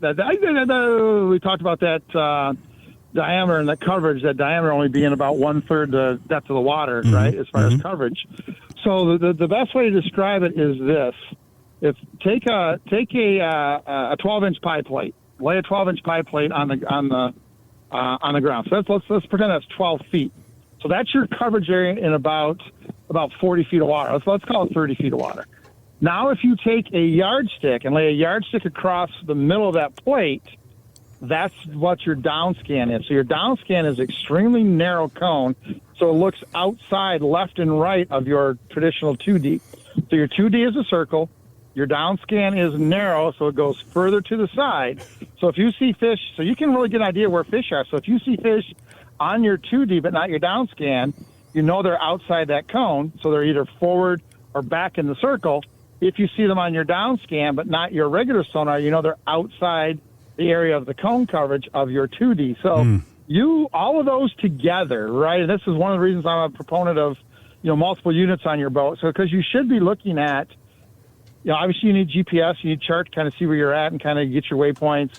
You really should be, if you want to see the whole picture, you need to be looking at 2D sonar, downscan, and side scan at the same time, because they all show a little different picture. They all give you a different idea what's happening, and they really help you kind of locate where the fish are in relationship to the boat and kind of what they're doing. So yesterday I was fishing 12 feet of water. I was using traditional sonar to look down, and I was marking a lot of fish. So if that cone is only 3 or 4 feet wide and 12 feet of water and I'm seeing fish, there was a lot of fish there. Yeah, and at that point, sometimes I get this a lot. I marked a lot of fish and didn't catch any. If you're marking a bunch of fish and you're in 15, 18, 20 feet of water and you got your offshore boards 100 feet to the side, yeah, those fish probably didn't even see your baits because they are right there, right? So remember that diameter of that circle. So you're in 12 feet of water. Let's say that circle, let's just call it 4 feet for purposes here. Your transducer's right in the middle. So that's only 2 feet heading direction from the transducer. Hang tight, you're Lance. Marking fish on your 2D, listen, they're right there. We got to take a break. I know you got to deal with your clients and get things straightened around to the back of the boat, probably. We're talking with Lance Valentine of Teachin Fishin, teachinfishin.com, teachinfishin.com. We'll take a quick break. When we come back, more with the man himself, Lance Valentine of Teachin Fishin, right here on Outdoor Magazine.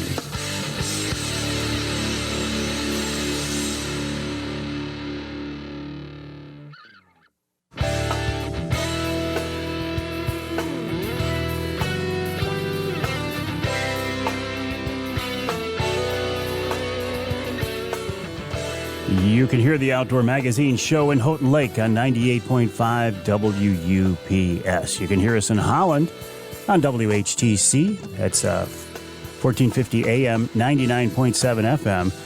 And you can hear us in the Thumb on WMIC, 660 AM, 95.3 FM. This segment of Outdoor Magazine is brought to you by Reader Landscaping. Reader can take care of your lawn and property because it's our nature and your nurture. Let Reader create an outdoor getaway in your backyard as they have for me. Remember, every hour the folks from Reader spend working on your place is an hour more you can spend in the woods or on the water. What more justification do you need than that? Check them out online at readerlandscaping.com. That's REDER, readerlandscaping.com. Talking right now with Sir Lancelot Lance, Valentine of Teachin Fishin, about using your electronics more effectively. But Lance, you said something during the break. I know you're out there with clients. You said something that got my attention. You were talking to your clients about the offshore snapper release on your OR12 board. You're using those instead of the orange release, which means you're not dropping those boards back out of your spread. Tell me more about that. I absolutely am not a releaser of boards. And while you were on break, we just caught a triple. And one of those fish is 27 inches long. Whoa. So, yeah, we do. And I'm watching these guys like, I had the phone on speaker, and I saw the fish come in the back of the boat about 20 feet out and open his mouth. I had to drop the phone and grab the net. So, wow. These guys, they netted two, and we got that big one. We had a triple during the break. So 20 and a 27 cool. incher. I mean, I've been getting that's huge this time of year. And I've been getting some nice fish this time of year too. Isn't that great to see? Yeah, that's a big fish on the inner bay this time of year, and kind of cool. So, but no, I am not a releaser, right? And I would tell you when I talk about trolling, that's probably the main question I get is, do I release? And I do not release. I use the board, especially with clients, a lot of guys that don't handle a lot of fish. I use the board to keep pressure on the fish and keep pulling so we don't have any slack line, right? You snap that board. If you don't get right on it right away and get reeling, you got slack in your line. So, 60. I like to keep that board on. Is a little bit deterring to the fight, sure, but you know what? If you're looking for fish to pull, you're probably not walleye fishing anyway. Right. I just like the way it stays, and I don't have any problems. So we're running. So today we're running guppy weights inline, and we're running snap weights. So I've got 4 rods out, and I've got my shallowest rod on the outside, deepest rod on the inside, and we just caught a fish. I'm running 40, 50, and 60 back with 2 ounce. We just caught a fish. That big fish came on the 40. The board dropped back. I took the rod to the other side of the boat, pulled it way over to the other side. It came right over top of the other 2. Never had a problem. Never got stuck. Never had to worry about snagging the other line. If you set your rods up properly, you set your lines up properly. So lightest on the outside, heaviest on the inside if you're running weight. And if you're running on-weighted crankbaits, it's important to remember you always want your longest lead on the outside, shortest lead on the inside, so the long lead can come over top of the short lead. You should never have a problem. And, we run 12, 14 boards out here when we're charter fishing, and I can tell you I can count on one hand the number of tangles we have, and we never release. Well, you're a lot better man than I am because I get my share of tangles. But I feel like that's just part of fishing. But another part of fishing is using your electronics to help you find fish. Let's go back to the original reason for our conversation today. You had more information on those screens. I mean, why are you running anything through analog gauges anymore, or is all of your information coming through that Lowrance these days? Yeah, so I've got an analog Suzuki gauge that gives me my RPMs. I do get water temperature through it, and then voltage actually to the main battery to my engine, and that's it. That's really the only analog gauge I run. Everything else is through my Lowrance. It's on there. I can put the data on the screen that I want based on what screen I'm using. I can, so the screen I use for come up and over. So the screen I use for running out is, I usually run out on a full chart with a small little slice of regular sonar and a small little sliver of sidescan. and I've got my engine RPMs, I've got my engine temperature, I've got my water pressure, I've got my oil pressure, I've got all that stuff on there. So as I'm running, I can kind of watch my motor. I slow down and I fish. I've got different data on there, that's more fishing related than what I have when I'm running. So I customize my pages to make sure I've got all of the data I need for whatever I'm doing when I'm looking at that particular, page on my sonar unit. Is there any concern about relying so much on one piece of electronics? Because if that goes down, you're hosed. Well, again, that's kind of the two units instead of one, right? You always got, if one goes down, you've always got a second as a backup. Yeah. And really the data that I have, I could replace. And here's the other thing too, is I run. I don't know if guys do this or not, but I think most of the features are free. Navionics has a really cool app that you can put on your phone, and you can actually use it. I think it's $19 a year. You can actually save waypoints on it. So I have a situation that if something goes down on my GPS, as long as I've got phone coverage, which I do 99% of the places I fish, I can just turn on the Navionics app and I have a GPS. I have a chart. I have the ability to kind of navigate back to where I am. And of course, you should always have a paper chart in the boat and a compass. Obviously, old school is sometimes the best, but there's backup systems to go if your GPS happens to go down. So can you get your Lowrance to talk to your Navionics? Can you share waypoints back and forth like that? Yeah, so not to my Navionics app, but Lowrance has a new app that I can actually sync from my unit to my phone and actually bring all the waypoints from my unit to my phone.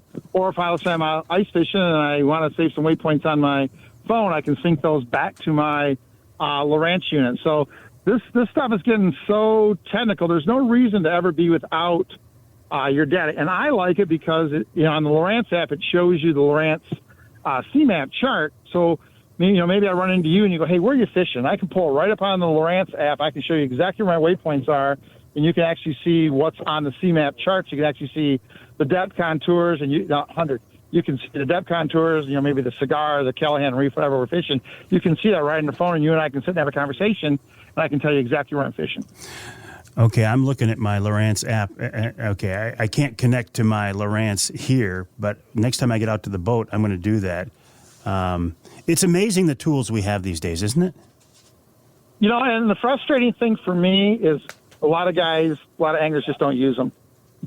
There's no reason nowadays to not know barometric pressure and what the weather was yesterday and what the weather is going to be in an hour and water temperature and surface temperature and underwater current.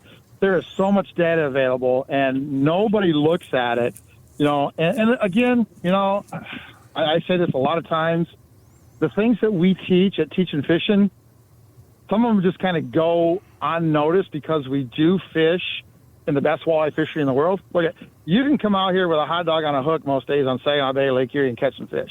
So the things that you have to do other places to be successful, a lot of folks don't pay attention to because you don't need to all the time. But what happens if you do pay attention to all that stuff, the days everybody else is catching 4 or 5 fish, you're probably catching 11, 12, 15. So learning how to use all of these tools, learning how to understand how all this works together. Today I almost pulled the fish hawk out, but today we were going with the wind, and there was a current coming about 45 degrees to the wind. I could see it I run jet divers on my down runs. You could actually see the jet divers sliding off to the side. So I turned the boat. I wasn't going straight downwind. I turned the boat so my divers were straight. That way I knew I was going straight down current, and I was able to pick the speed up a little bit because the current that's with you is going to actually push your baits. They're not going to run as deep or as hard.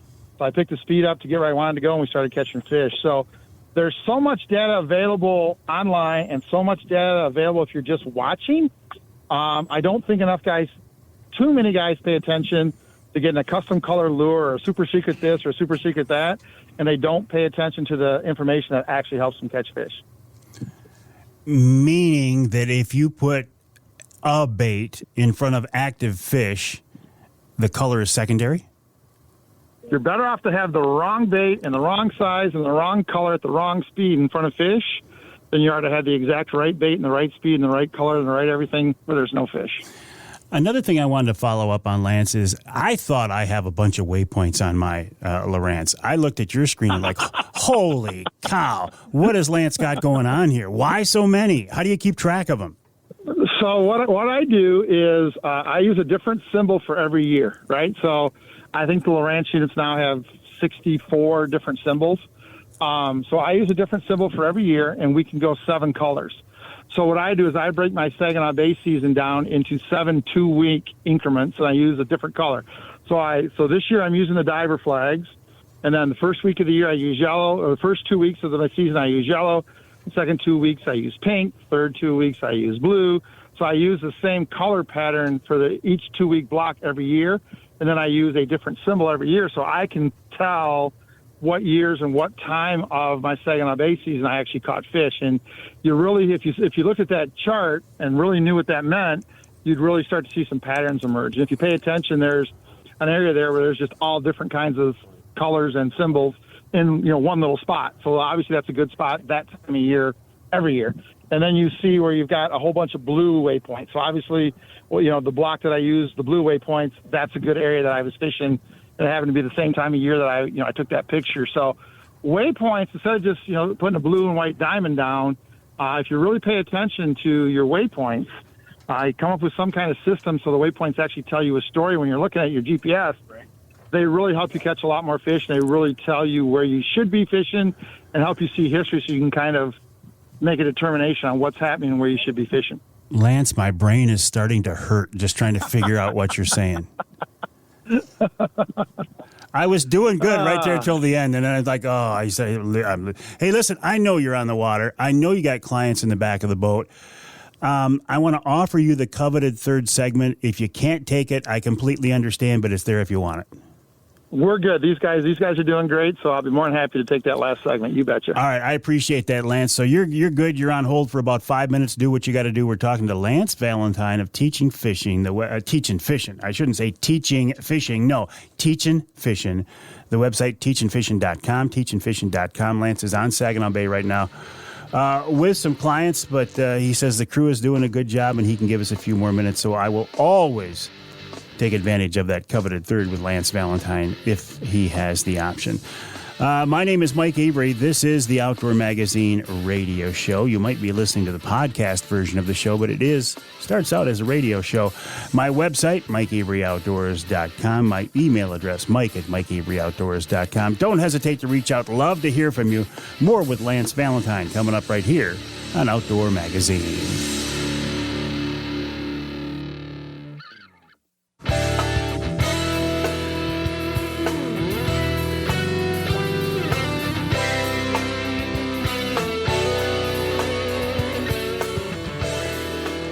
You can hear the Outdoor Magazine show in Ludington on News 97.98, 98.7 WLDN.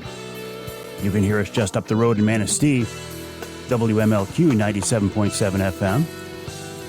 You can hear us in the northern part of the state on WTCM in Traverse City. You can hear us in the eastern side of the state at Tawas, WIOS 1480 AM, 106.9 FM. And you can hear us in Saginaw on WSGW AM and FM, 790 AM, 100.5 FM. I am in the studios of WSGW right now. I'm here with Charlie Root. Charlie came in as kind of a pinch hitter, third inning, doing a great job. Before him, Jonathan Dent was doing a great job as well. I appreciate the help from you guys. This segment of Outdoor Magazine brought to you by VersaSkins, Michigan-based VersaSkins. Just change your skin for the season you're in. Why buy several different sets of hunting clothes when you can buy one good quality set and snap on and zip on an outer shell to change the pattern? Just change your skin for the season you're in. Paul Perrone, company owner, is doing a great job.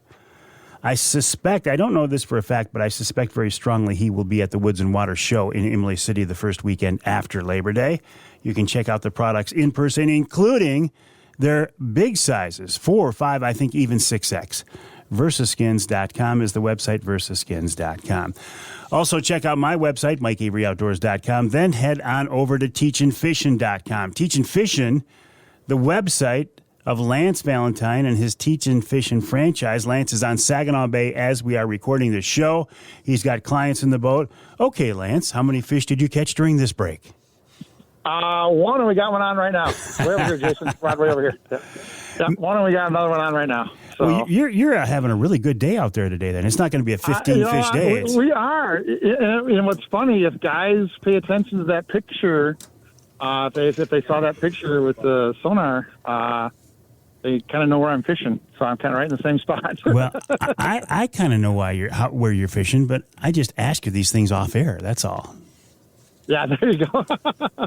No, we don't keep any secrets. I know you don't. You know that. I know. You know No, I know you don't. And I've asked you this before. Why give up your honey hole? You say, well, if I give up this honey hole, there's a dozen more. You just got to go look for them. You just got to keep finding them, right? You just got to keep on finding them. They're everywhere. Keep reeling. So I got guys stopping reeling. It's driving me nuts. So. they want to hear what you're talking about. That's why they're stopping. Yeah. So walk us through it. Walk us through it, Lance. What do you got going on? You got a fish at the back of the boat right now, right? He's got the snap weight off. So we've got I don't know, probably 20-incher on. So we're running flicker minnows, 50 back, 2-ounce snap weight, and then an extra 20 feet. This one came on. So we're fishing 21, 24 feet of water. 21 to 22 has been the best, and getting your baits down 15 to 18 feet has kind of been the best way to do it. So we're running inline offshore snap weights, 50 feet back. Flicker minnows have been good. Perch patterns have been really good. 50 feet back, put a 2-ounce weight on. We were one back 12 extra feet, one back 22 extra feet, and one back 32 extra feet. And that gets them down there. And then I'm running the other side. I've got guppy weights inline.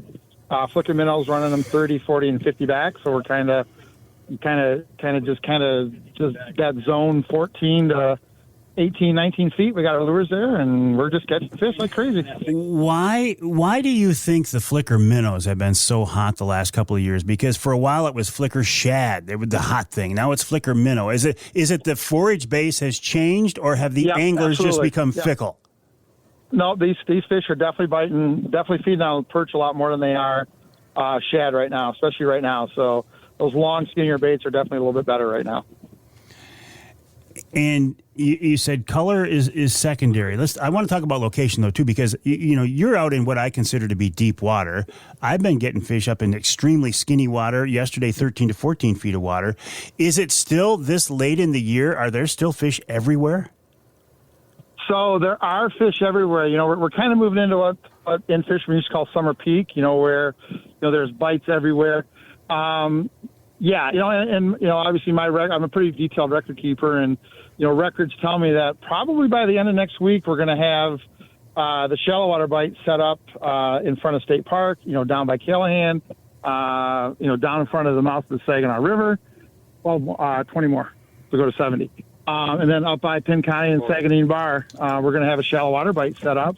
These deep water fish are here all year. They're not my favorite to fish because we're running snap weights, inline weights, and you get all that stuff. It's a little tougher to fish, but hey, we're having a great day today. The fish are out here, they're biting.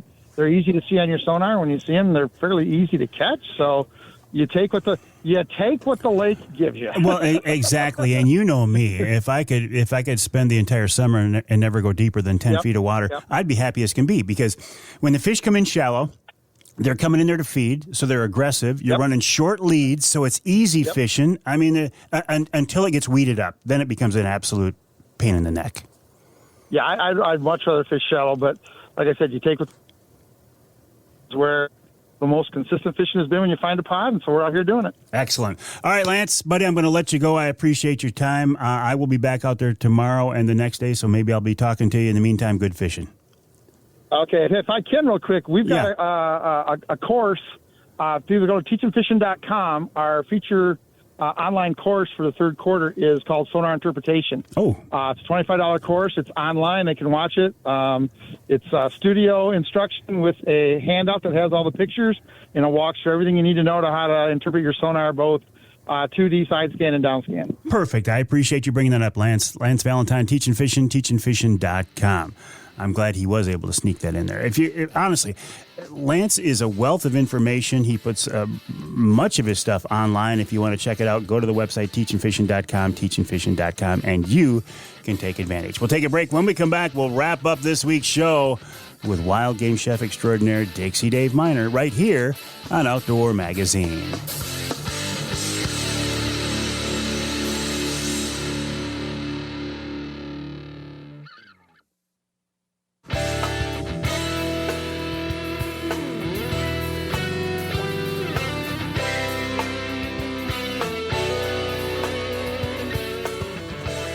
Welcome back to Outdoor Magazine. If you've been with us before, you know I like to wrap up each week's show with wild game chef extraordinaire Dixie Dave Minar. This week is no exception.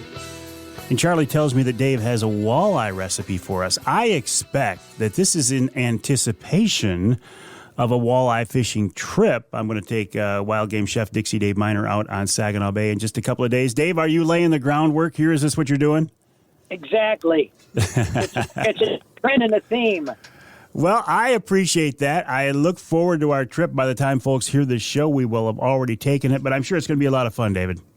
Man, I'm looking forward to it. I haven't been on the bay in a year. Well, it's time to get you out there. What about this recipe now? Well, we got a lot of vegetables. We did this for the show out of the second book. I mean, a lot of years ago. So we need, this is for 4 portions. We need about 8 to 10 ounces of boneless, skinless filet per person. And if you like this a little bit of a zippy dish, you can use jalapenos or chili peppers or anything. You can dice it up fine so it kind of spreads that flavor throughout. And everybody's got garden vegetables coming up this time of the year, whether you go to the farmer's market or you got your own. You need a couple of small zucchinis, a large red pepper, a yellow pepper, a green pepper, a red onion. And then a couple of small summer squash would be great in this. So you want to cut them vegetables in French fry size sticks and then put them on the side.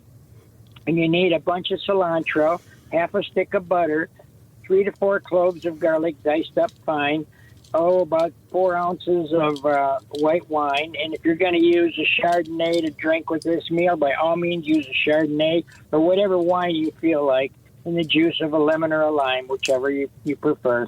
So as I was saying, you get the vegetables cut up in the French fry size sticks because you want them to cook through relatively quick. And then you got to coarse chop the cilantro in a nice hot pan, add half the amount of butter, and saute the garlic. Don't burn it. Just kind of a nice medium saute, and you want to just get it just barely tan, and then add the vegetables and saute this around for, say 3 or 4 minutes. Make it nice and hot. Add the wine, and when it's boiling, put in the cilantro, and you can remove that from the heat. Now, on a baking sheet, you're going to spoon, say for 4 people, you're going to spoon a little pile of all of this vegetables on top. Lay the walleye fillet on top of that. Squeeze some lemon all over the fish or lime, whichever you prefer. Add more vegetables. One of the things you could do also is if you like cheese, you could put mozzarella on this or Parmesan at this point. It's up to you. And then maybe you got a little bit more lemon juice or lime juice, squeeze that on. Bake this uncovered 350 degrees for all the way up to maybe 15 to 18 minutes, depending. You can check the fish and see if it's done. When it's done, then the vegetables. You don't want to overcook the vegetables. You want them kind of nice al dente and nice kind of crunchy. And the fish should be nice and flaky. And after about, like I said, 10 to 15 minutes tops. Enjoy. And walleye is such, well, it's a white meat. It's like a perch. It's like a whitefish. It's just a delicate meat, isn't it? It is. Walleye is one of them fishes that picks up whatever kind of flavor you want to introduce to it. You know, if you want it spicy, it works good. If you want to blacken it, like I said, or bronze it, that works good. You want a nice mild fish, then you might want to just like a nice little lemon butter sauce. It lends very well to just about any kind of cooking you want to do. As you were given the ingredients for this recipe, you mentioned several different color of peppers. Do the different color peppers have a different taste? Or is that strictly for eye appeal? Yeah. The red ones are more sweet, and the yellow ones are less sweet, and the bell pepper is kind of almost a tart. It's not too sweet at all. But the coloration of this dish is going to be just killer. Because you've got the green zucchinis and all them colored peppers, and you got the summer squash, which is kind of yellowish orange. So it's a very, very pretty dish. And you've always said that a big part of a good meal is actually eye appeal, because you start to enjoy the meal before you even put it in your mouth. right. When it's sitting in front of you and it looks just killer, it is going to be great. Like you said, the eye appeal makes your taste buds start watering and yummy. All right, David, always a pleasure. I will look forward to seeing you in a couple of days here. I'll shoot you a text or we'll talk on the phone with more details, but it'll be a lot of fun, and we'll have something more to talk about next week. I'm looking so forward to this. I am as Everybody well. asks me, you ever go fishing with Mike? When I had the restaurant, I didn't have any time to do anything except work. Well, now you don't have the restaurant, so you got time to go fishing, and we're going to go.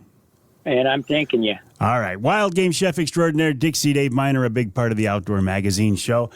And he has been for many, many years. But you know what? Dave wouldn't be able to join me on this show. I wouldn't be able to do this show if not for you. I appreciate it so much. I've been doing this for a long time. And as I was saying earlier in the show, I got no plans to retire. Now, listen, I know that my plans and God's plans may not be the same, and his plans will trump mine. But if I have my say in it, I'm going to be around here, right here at the microphone for a while yet. And I appreciate your support. The website, MikeAveryOutdoors.com, MikeAveryOutdoors.com. My email address is Mike@MikeAveryOutdoors.com. Don't hesitate to reach out. I'd love to hear from you, and I will talk to you next time right here on Outdoor Magazine.